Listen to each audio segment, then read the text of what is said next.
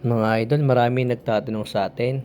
Nahingi ng tips mga idol. Paano daw ba yung tamang paraan ng paghahunt mga idol? Ang ituturo natin mga idol, night hunt o yung paghahanap sa gabi kasi dyan tayo masanay mga idol. Lahat ng sasabihin natin dito sa video natin mga idol ay base lang po sa naging experience natin sa loob ng halos 15 years na pangingilaw natin mga idol. Una mga idol, isarvey natin yung lugar na pangingilawan natin o yung spot. Dapat mga idol, marami diyang mga damo kasi yan yung gustong bahayan ng gagamba. Mas mabuti yung lawad o nasisikatan ng araw kaysa doon sa kanlong. Mas solid din mga idol kung walang masyadong hayop tulad ng baka, kambing o kalabaw. Kasi once na merong mga hayop na tulad niya mga idol, malamang manipis yung gagamba niya mga idol. Pag alam na natin mga idol kung saan tayo mahingilaw, magpaalam tayo sa barangay at sa mga taong nakapalibot doon mga idol. Kailangan mo rin ng maayos na lente at maayos na kasuotan mga idol, yung angkop sa pangingilaw. Lagi nating sisiguraduhin na kaligtasan natin idol. Huwag mo din kalilimutan yung pitak o yung lalagyan ng gagamba. Pag naprepara mo na lahat yan mga idol, pwede ka na magsimulang maghunt ng gagamba. Mas mabuti din nga pala mga idol kung may kasama kayong tao,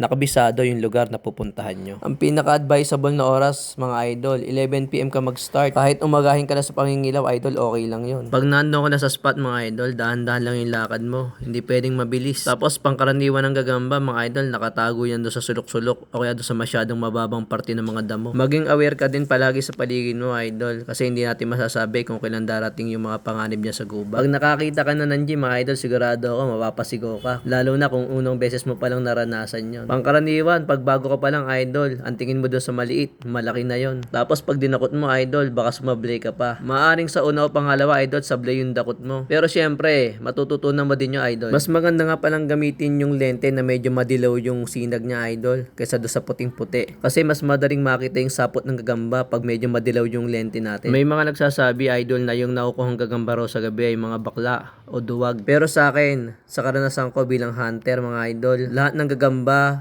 yung duwag man o yung matapang, hindi maaaring dilalabas at magbabahian mga idol. Kasi kailangan nilang kumain at nagugutom sila. Kaya dapat idol, matutunan mong kilatisin yung gagamba habang nasa sapot pa siya idol. Para makuha mo yung best of the best. Dapat idol, makapal yung galamay, mahaba, mabalbon, malaki yung ulo. Yan yung ideal na gagamba idol. Pero depende na rin niya kung saan mo gagamitin kasi iba naman yung forma ng pantimbangan at iba naman yung forma ng pangulutan. At iba din naman yung quality kung gagawin mo lang siyang pet. Dapat idol, matutunan mo rin kung paano magsilit sa pitak. Mas mabuti kung magsisimula ka muna sa maliit na pitak idol, yung katulad nito. Tapos sisidlan mo siya sa bandang gitna, huwag kang magsisimula sa bandang dulo idol. Yung mga tips na yan ang maibibigay ko para sa mga nagbabalak mag-hunt. Basta lagi nyo lang uunahin ang inyong kaligtasan kasi mahalaga na ligtas tayo habang tayo naglilibang. Kung may nakalimutan ako dito idol, itanong nyo lang at sasagutin ko doon sa ating comment section. Maraming salamat mga idol, maraming salamat sa palaging suporta nyo sa akin.